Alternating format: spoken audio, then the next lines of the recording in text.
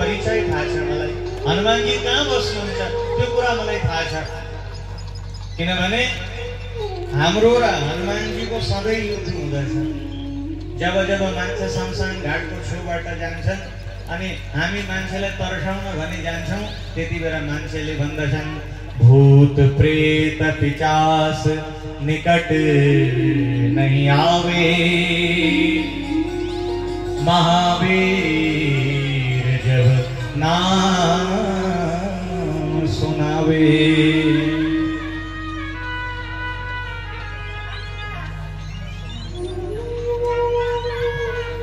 बोली रामचंद्र भगवान की जय हो।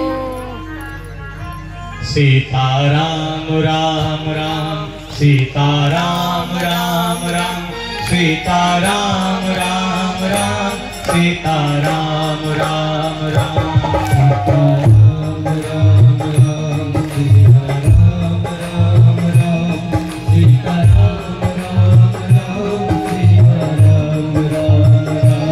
राधे श्याम श्याम श्याम राधे श्याम श्याम श्याम राधे श्याम श्याम श्याम राधे श्याम श्याम श्याम राधे श्याम श्याम श्याम राधे श्याम श्याम श्याम राधे श्याम श्याम श्याम राधे श्याम श्याम श्याम।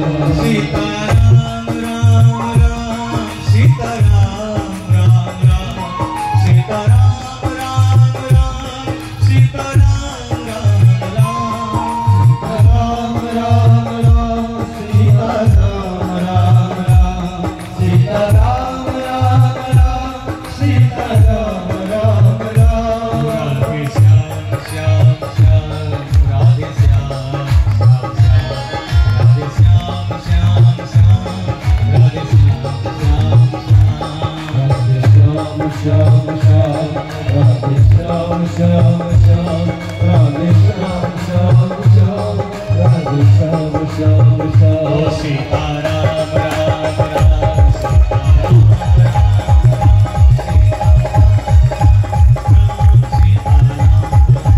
बुद्धदेव कहाँ बस्नुहुन्छ हनुमानजी?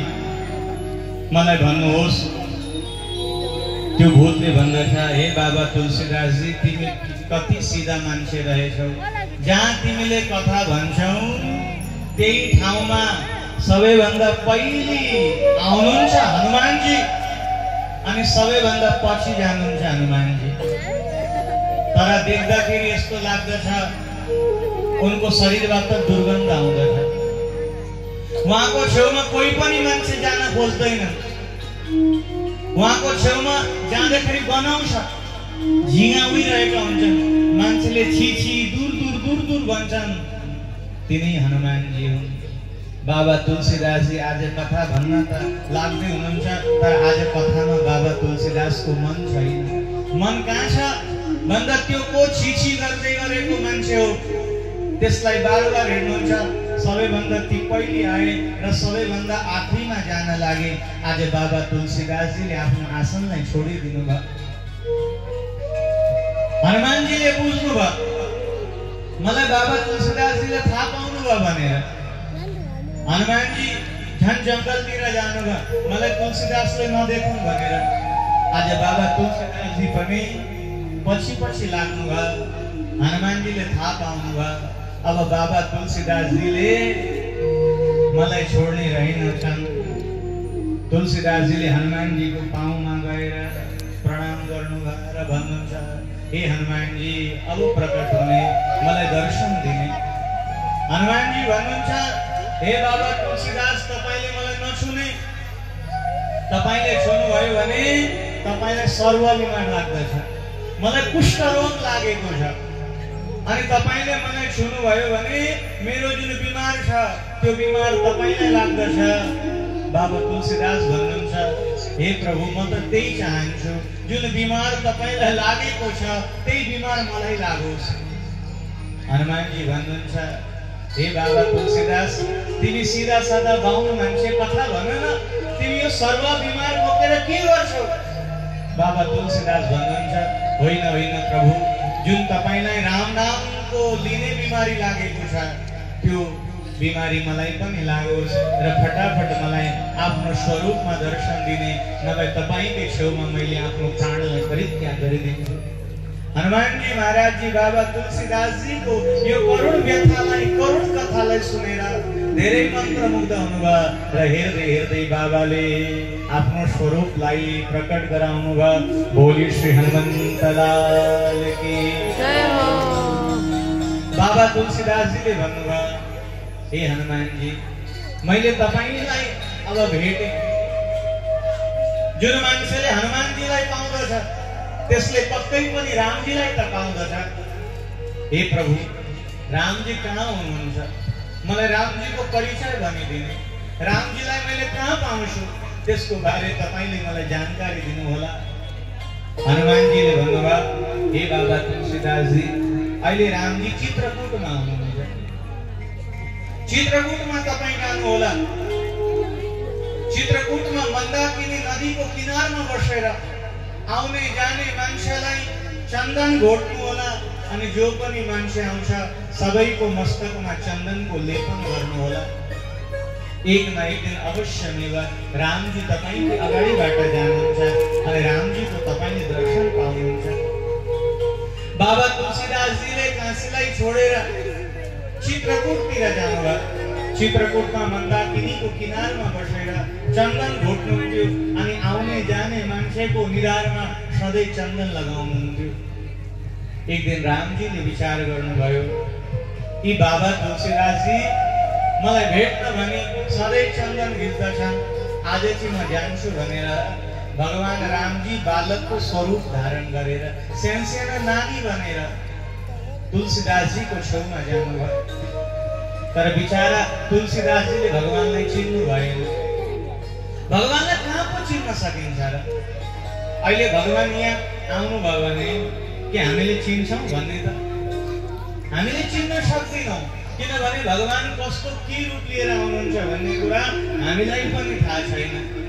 भगवान रामजी सानो नानीको रूप लिएर आउनुभयो। बाबा तुलसीदासजीले चन्दन त लगाइदिनु भयो, तर तुलसीदासजीले थाहा पाउनु भएन यही रामजी हुनुहुन्थ्यो भने। एक दिन तुलसीदासजी मन्दाकिनीको किनारमा बसेर रुन लाग्नुभयो। हनुमानजी आउनुभयो, हे बाबा तुलसीदास, तिमी किन रोइरहेका छौ? बाबा तुलसीदासजी भन्नुहुन्छ, हे हनुमानजी, अहिलेसम्म मैले भगवान रामलाई देख्न पाइनँ, अहिलेसम्म मैले भगवान रामलाई चिन्नै सकिनँ, मैले रामको दर्शन कहिले गर्ने हो? हनुमानजी भन्नुहुन्छ, हिजो त तपाईको छेउमा रामजी आएर पनि गइसक्नुभयो। तुलसीदासजी भन्नुहुन्छ, हिजो मैले ती सानसानो दुईटा नानी थिएनन्, तिनै त राम र लक्ष्मण थिए नि। अब एक बार मात्रै रामजी आउनुहुन्छ अनि रामजी चित्रकूटलाई छाडेर जानुहुन्छ। अब पनि तपाईले चिन्नु भएन भने कहिले तपाईलाई रामजीको दर्शन हुँदैन। बाबा तुलसीदासजी त झन् रुन लाग्नुभयो। हे हनुमानजी, मेरो जीवनको उद्देश्य नै निरर्थक रहन्छ यदि मैले रामजीलाई पाइनँ भने। अब मैले रामजीलाई कसरी पाउने, कसरी चिन्ने? तपाईले मलाई समय समयमा आएर अवगत गरिदिनु होला। हनुमानजीले भन्नुभयो, हे बाबा तुलसीदासजी, तपाईँ चिन्ता गरिरहनु पर्दैन, तपाईँ बस चन्दन घस्नु अनि आउने जाने मान्छेलाई तपाईले चन्दनको लेप गर्नु, बाँकी काम अब मेरो हो। मन्दाकिनीको किनारमा बसेर बाबा तुलसीदासजी चन्दन घिच्नुहुन्थ्यो।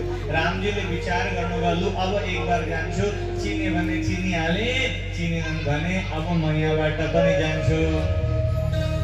फेरि सानो बालकका रूप धारण गरेर भगवान रामजी जानुभयो।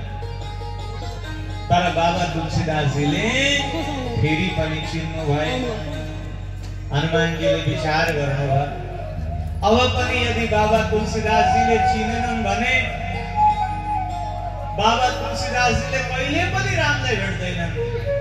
हनुमानजी त्यो बोट माथि बस्नुभयो र हनुमानजी भन्न लाग्नुभयो, चित्रकूट के घाट पर भई संतन की भीड़, तुलसीदास चंदन घिसे तिलक देत रघुवीर। रघुबीर। यता चित्रकूटको घाटमा बसेर कसले चन्दन घोड्दै हुनुहुन्छ भन्ने बाबा तुलसीदासजीले माथिबाट भन्दै हुनुहुन्छ, हे तुलसीदास, अब तिमी यताउति नहेर, तिम्रो छेउमा आएका यी जुन दुई कुमार छन् यिनै राम लक्ष्मण हुन्, तिमी चरणमा पर। बाबा तुलसीदासजी चरणमा पर्नुहुन्छ। ती नानीहरू भन्दछन्, हे बाबा तुलसीदासजी, हामी राम होइनौँ, हामी त सानो नानी पनि हो, तपाईले हामीलाई यसरी किन कसेर धर्नु भएको? बाबा तुलसीदासजीलाई त सङ्कोच भयो, सायद साँच्चै भन्नुभएको होला, यी साना नानी राम कसरी हुन सक्छ? बाबा तुलसीदासजीले जानु दिनुभयो। हनुमानजीले भन्नुभयो, अब जाइरहन नदिनु, यिनै राम हुन्। हनुमानजी भन्नुहुन्छ, यिनै राम हुन्, पाउँसम्म भनेर। अनि जो राम